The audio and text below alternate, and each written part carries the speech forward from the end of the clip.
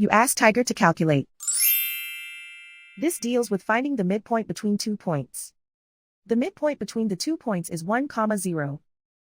Let's solve it step by step. Plot the 2 points and calculate the midpoint using the formula. The coordinates of point 1 are x1 equals -2, y1 equals -4. The coordinates of point 2 are x2 equals 4, y2 equals 4. PM represents the midpoint of the 2 points.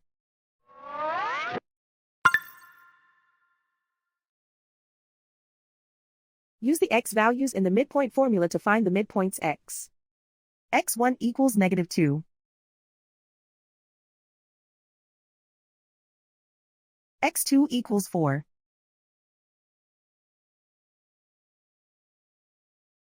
Simplify the arithmetic.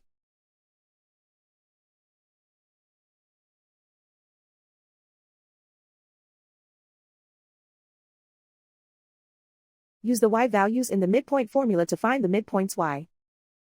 y1 equals -4.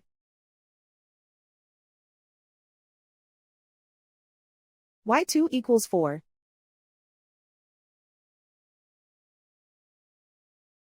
Simplify the arithmetic.